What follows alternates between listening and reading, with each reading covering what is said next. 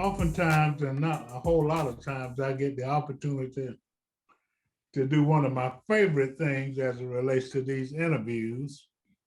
That is to interview an outstanding young brother, an African American male, young man who is doing something in the community because we all recognize and realize, I want to call it a vacuum for want of a better word, for young African American males who are projecting themselves in the community and are obviously making a difference. For those of you who don't know, I am Alex Habersham, your host for A Call to Action. And I'm so happy today because I've been concerned about the posture and the position of African American males for over 40 years now. And I am deeply concerned about the number that we have in the reservoir that's going to make positive contributions to our community and continue the legacy. Well, guess what? We struck gold today because we are going to interview a young man who is going to continue the legacy in a positive manner and who provides a sense of hope and inspiration for me. And that young man is none other than Mr. Weston Stroud. How you doing, Weston? Great, great. Thank you for that beautiful Yeah. intro. Yeah. I'm just humbled to be on this platform with you and to be in the midst of Black excellence and Black history. So thank you for having me. Thank you for coming. So let's begin by tell us a little bit about yourself. And I'm gonna need your help on something that I'm doing as it relates to downtown. So when we talk about what you're doing over there in Greenwood Bottom, Yeah.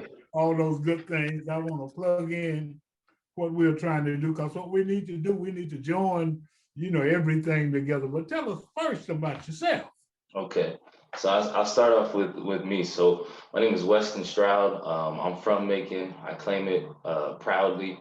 I went to St. Peter Claver for middle school, for elementary school, and then for middle school and high school, I ended up attending Mount de Sales, which is right down the street from the Greenwood Bottom historic district. And after attending Mount de Sales, I decided to go to Syracuse, New York, where I did a dual enrollment at the University of Syracuse, or Syracuse University, and the State University of New York, College of Environmental Science and Forestry, where I focused on environmental policy, urban design, and just looking at different ways that we can change the environment in order to affect people. And so just studying that relationship between people and our environment and how we can have a positive impact for change. Wow, wow. What inspired you? I mean, you're the first person of color Yeah, yeah. No, I mean that I have it met. I mean, I know you didn't have many in your class, nah, but nah. that's absolutely noteworthy and phenomenal. So, what kind of drove you into that direction? When I was coming up, my mom was a single parent, and she had to figure out ways to have positive male role models in my life. And so, at an early age, she put me in scouting. And Boy Scouts was like the first time that I had to make decisions on my own. The first time that I had to live with the decisions that I made. If I forgot to bring a camping, or if I forgot to bring a sleeping bag, well, you're gonna sleep without a sleeping bag. That's what's gonna happen. And so through that process, I learned more about myself, and I learned about nature. And so understanding nature, understanding the way that different elements affect each other, and how you plan for your trip and what you got to prepare for, and all that aspect, just from going hiking, going camping, learning how to cook, learning how to build a fire, learning how to cross a stream, learning all these different things, communicating, um, and self-sufficiency. I mean, all of that is learned, out in the wild. And so having that opportunity to just mature in nature, it influenced me for growing up, and my perspective of how to influence the world. And so for me, I wanted to do something that was related to the environment, as well as something that was relevant for me as a Black man in America. And so urban spaces is an environment, or are environments that are created by humans, and because of that, they're inherently biased because we all have our own biases. And so being a Black man who's trying to change the environment is a new perspective in America, and a new perspective in planning, but not a new perspective historically, but in our current climate. It's new. And I'm the only planner in Macon that is from Macon. We have another Black planner who is here in Macon, Greg Brown. He works for planning and zoning. But other than us, that's it. In a community that's majority African American. Yeah, I want to mention two things.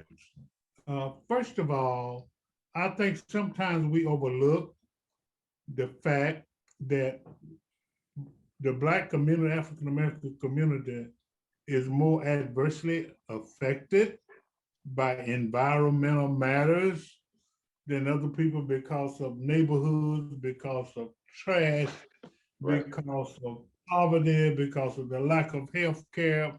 So I want you to just kind of briefly talk about two things. First of all, I want you to take a minute and give a shout out again to scouting, the importance of scouting, and how, I had a grandmother that called me a day before yesterday to say that her grandson needed a mentor, and he's 8 years old.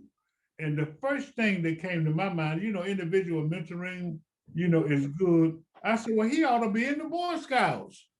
He ought to join scouting. And so I think it bespeaks of, environmental health and environmental improvement and an environmental avenue if in fact we help to inform the community that scouting, and we got a phenomenal scout department, scouting organization in Bibb County. And I'm saying that not because my wife is on the board, but because I have learned more as a result of her being on the board about how important scouting is and how it needs to be supported in both ways. They need more young people to be involved in scouting, and we need more of the community to support scouting. So give another quick shout out for scouting. Oh man, I gotta give a huge shout out to Boy Scouts. It's one of those things that you never realize how important it is, or all the lessons that you learn from it. But I mean, for me especially, some of the biggest and longest friendships that I have were created in scouting. And the first time that I was able to one, deal with race relationships was in scouting, right? Like a lot of getting over it, or not getting over it, but having those tough conversations about things that are uncomfortable happens when you're separated from the rest of the world, and it's just you and your buddies, and we in the tent, and we out here in nature, and we're gonna have real conversations after hiking 20 miles, tired. And it's a network. It's a national network. I was able to go to New Mexico, to go to Philmont. I was able to go to the Florida Keys at Sea Base. The only one I didn't do was Northern Interior. But I mean, just all of the access to just various recreational opportunities. And it's something that's clean, healthy, family-oriented fun that you can get people out there, you can educate people, you can do something at the same time. And so I mean, I think that we're doing ourselves a disservice if we get away from scouting, if we don't, if we're not tapping into that, and especially as Black people, we gotta know some of these basic principles of how to survive, and how to do that in a way that's fun, engaging, and something that you can use as a reference point on your resume. As an Eagle Scout, I've gotten more opportunities just off of being an Eagle Scout or being in scouting, just because people know me, know that, and then it's an affirmation of your dedication to finishing something, and that's what's key. Outstanding. Well, I appreciate those words, and I do realize the importance, and I think that it's incumbent upon you and me. I was in Troop 42. Okay, Yeah, that's been a long time ago, but it's incumbent upon you and me to kind of promote scouting because of it's really important for a absolutely, lot of reasons to our absolutely, community, and it mirrors what we are trying to do as it relates absolutely. to community improvement. Okay, so let's talk about let's talk about some of your initiatives. Talk first of all a little bit about what planning entails as it relates to your 9 to 5. But Okay. then let's move from there and let's talk about the many initiatives in which you have been involved, and we'll wrap it up with the Greenwood Bottom. Okay, cool, cool. So yeah, a little context on planning. Um, the whole concept of city planning, urban design is something that has historically been a position that white men have been in, right? When we think about um, well, in America, let me preface that with saying here in America, that is the context that we live under. Now, if we want to take a historic reference point and we look at the great civilizations of Egypt, or you look at the walls of Benin, or if you look at all the ancient history of Africa, you see the first cities, the first planning was done by African people. And so when we get understanding how city structures, understanding social dynamics, understanding what access means. I mean, these they seem like complex things, but it's really being a human at a bigger scale, right? Like if you know some of the things that if we know as citizens where certain areas are that we're afraid to go. We know what that feels like. We know what that looks like. Now we have to see what the data is telling us as to why. It's like a scientific, and even the study is considered a social science. And so as is economics, right? It's not a physical science, it's a social science, but that social science is all predicated off of people and sociology and citizens and being civic minded. And so understanding people is at the root of planning. Um, in order to give the proper information to the state, they require data, and the data has to make sense in the way that it's organized and in the way that it's distributed to them so that they can see your marking, your media marks. But um, when engaging the public, you got to synthesize that and keep it simple and talk straight to people so that everybody understand what's going on and there's not some big language that's being thrown at them and and they get lost in the conversation. And so when it comes to connecting people to resources, looking at transportation. Currently, I work for the Transit Authority, and so we're looking at transportation solutions to a lot of these social problems. So, like today, CEO called me in. We're looking at how we can address income inequality, right? And so, if we know our goal is to address income inequality, he then says, "All right, how do we make that goal possible?" We look at where the employers that are paying people at a rate that they can actually move up, right? And where are those located? And then where are our highest poverty concentrated areas? Let's really address and put some numbers to it so that we can see the impact that we're going to have. And so if we look at one, where is the highest poverty concentration? Where are those jobs that have the most mobility? All right, let's help these people get there. There's got to be a transportation solution to that, right? And like that's the job. So now, figuring out how we do that, how we track that, how we can tell our impact of our investment. That's the key. And so when we think about, and that's one program, and that's one route. Just looking at the south side. Now, when we think about other portions of our city that don't have access to the same amenities, where are the concentration of medical facilities in downtown? So all routes should lead to downtown because if you live on any side of the town, you may need to use some of the medical facilities that make Macon a little bit better than Jones County or better than the next county over. Like because of the amenities that we have here, it's the same reason why we have a lot of homelessness, a lot of just various social problems is because we have a lot of solutions to them here. So everyone that has these issues. They come to Macon looking to get, them addressed, from mental health to cardiac, a cardiologist, those having those assets in our community makes our community what it is. And so as a planner, you just kind of try to keep a tab on all the different things that are happening, the different groups. What are real conversations, the uncomfortable conversations that are being had? What are the conversations that are being had where people think they're doing great until you see the other side of it, and the customers may say, I feel like you never talk to us or you never engage us. Just understanding those two perspectives, and then trying to marry the two is, that's the name of the game, and that's really the goal.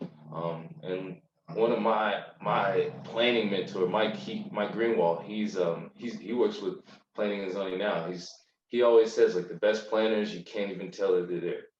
Just things just happen seamlessly, everything goes, and it just feels like, wow, this is just a really nice place to be. Everybody seems like they're really connected, and it just works. And you never know who's behind trying to talk to these people, doing this, doing that, do that, help with, managing expectations, managing personalities, managing data, so it's just a few different hats you gotta wear, but it's what makes the job fun, and it's always something new. Well, I'm so glad that you are a part of it, and I Yeah. appreciate your interest and your enthusiasm. You involved in quite a few initiatives in the community also. So, first of all, let me thank you for all that you do with Bike Walk and Greenwood Bottom and For sure. many of the other things in which you involved. Talk a little bit about your community involvement, but Mhm. in doing so, talk about how others can become involved in these initiatives and how they can support them. Okay. So there's a few different initiatives that are going on currently right now, and so, I'm involved in a few different organizations, from Bike Walk Macon to Habitat for Humanity to the Douglas Theater, Grand Opera House. So I'm doing a lot, but it's fun. I mean, and it's cool. One of the things that people can do this year, especially it being 2021, it's actually 100 years since the Douglas Theater actually opened up, and so it's been 100 years of Black excellence in the midst of everything that's happened in the American story. This man, Charles Henry Douglas, was able to create a space where Black culture could grow, could proliferate, so that we could have rock and, we wouldn't have a lot of the genres that we experience today if it wasn't for the groundwork, the groundwater that he put in, and it's, you never see it, right? Because no one asked about the venue owner, everyone asked about the artist that was at the venue. But if you don't create that platform, you don't have that artist there, right? So when you think about hip hop, right? So comes from soul music, which is stemmed from James Brown, who was constantly around making. We think about rock and roll, of course, Little Richard, and having that opportunity at the Douglas to even perform, and to have that space where he did what he did so well, that white patrons came to this space to listen to this man. I mean, when you create that platform, and then of course, Otis Redding having all the various shows and opportunities there. I mean, it just, that platform, they had some solid base to jump off of, and it's 100 years since. And so the best thing that people could do to start, in any way to support, is to give to that, $100 for 100 years, and for 100 more to go. Um, Anything to support that would be hugely influential, and it's for our future, not just our past. Um, and then with Bike Walk Macon, we have various initiatives that are coming. We just actually passed the Complete Streets policy, which means that when new development is coming, people have to take developers have to take a more holistic approach, and at least study of how they can provide various transportation options. So if that means having a bike lane on the street, if that means having a bus lane on the street, or improving sidewalks and connectivity with other amenities in the area. I mean, there's a lot of things that can be done because when these new businesses come in, a lot of times they'll ask for utility hookups. They'll ask for the water authority to do this or to do that, or they'll ask for, you know, all these things in order to make their transition easier. And so there are things that we can do as community members, as nonprofit organizations, to push developers in the right direction to create communities that are connected, cohesive, and intentional. And so supporting and getting involved in your local neighborhood association and supporting Bike Walk Macon's effort to connect our community and to look at transportation, because we know how highways have gone through Black neighborhoods and decimated, you know, these spaces. And so that has to be a part of our discussion when you talk about the solutions to addressing a lot of these ills, because it creates that separation, and when we're physically separated, then we become socially separated, and you know, stronger together. And then finally, with Greenwood Bottom, the efforts that we've been doing, we just got a grant to start a neighborhood association. And so in the coming months, you'll see a lot will be coming from that area with the Greenwood Bottom Neighborhood Association. And so a lot of people don't know. You gotta define and tell us what so Greenwood Bottom is, because okay, although so that's right, you that's know, right. hey, you gotta be pretty old Yeah, to even appreciate Greenwood Bottom. You know what I'm yeah, saying? A lot of people have never heard of it. So kind of approach it from a historical perspective and move into the present. Now, let me tell you, let me make you feel good. You know, I just look good. I might be a little older than you think. But look, I used to go to the movie, man, at the Roxy Theater. What?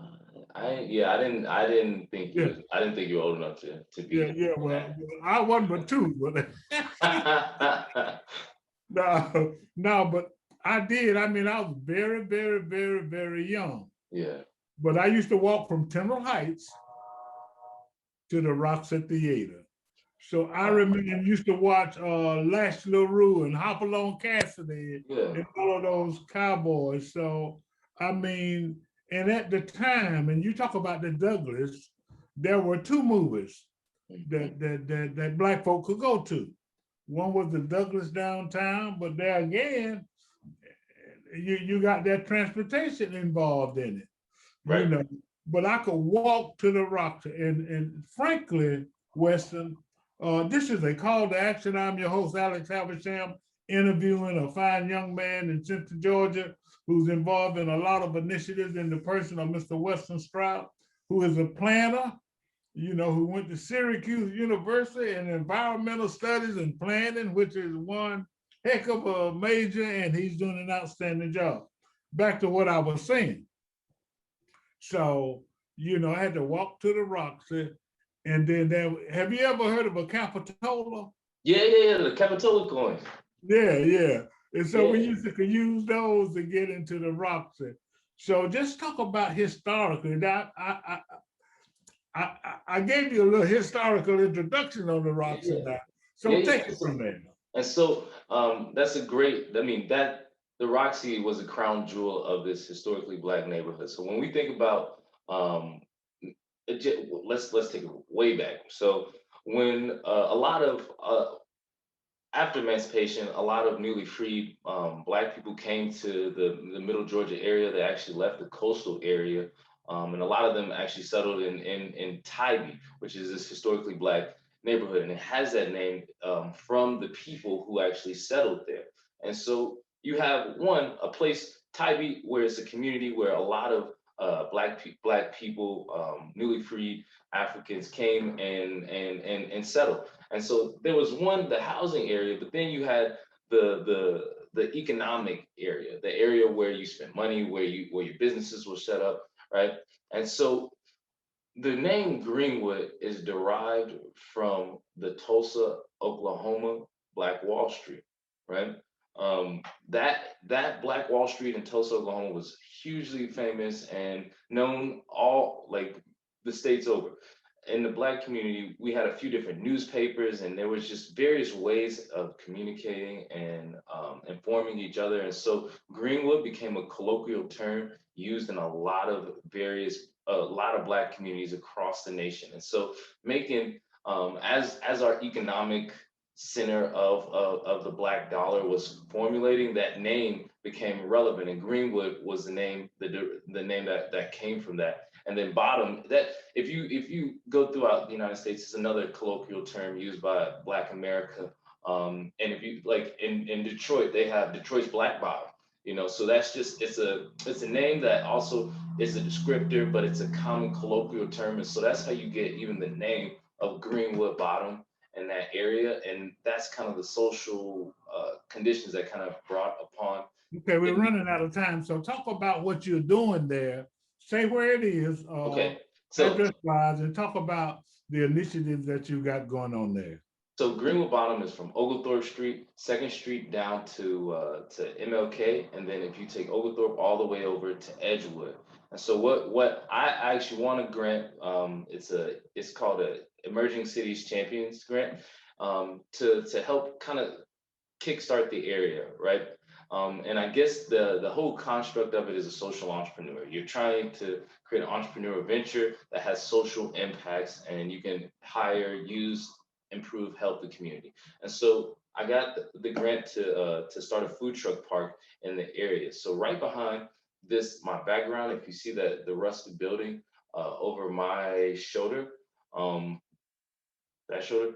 that building is called the Roxy, and that's where a lot of Black Macon were able to experience a good time. And so we actually consider the area behind it Roxy Park, and we named it that to pay homage to the impact of the Roxy. And so if anybody is interested, we'll be doing community cleanups out there. We host various events from each month just to celebrate some of the local artists and the history of the area. Henry McNeil Turner and the Pan-African movement. There's just so many great things that you can derive and get from this area, learn from this area, the people there. The history is rich. And so, I mean, we're just constantly creating a platform for community conversation. That is so outstanding. I want to congratulate you again and thank you, and really praise you, if I could say that humbly, for all of your involvement to come in the community and everything that you're doing. Now, what's the best resource for a person to find out more about what you're doing? We have a social media page. If you look up Roxy Park, you'll see it on Facebook, on Instagram, and that's really our vehicle for communication. So it's really based on pop-up urbanism. So you really got to follow it on social media, turn your notifications on. Yeah. Roxy Park. Yes, sir.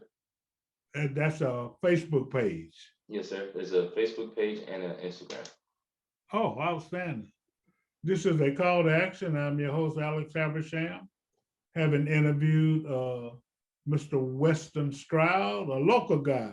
Man, I'm so glad you came back to Macon, because too often people with your kind of resources and talent don't come back home. So welcome home, man. You stay here, continue to do well. And any way I can assist you or the Macon Middle Georgia Black Pages or anything else in which I am involved can assist that initiative, just let me know. Thank you so much. Thank you. Yeah, this is a call to action. I'm your host, Alex Habersham, having interviewed Mr. The Honorable Weston Stroud, honorable because of his involvement. Have a great day. Get ready, Central Georgia. Project Bad starts this summer. Macon Black Pages, Newtown Macon, and Rhythm and Jazz Foundation will host 6 multicultural events in downtown Macon.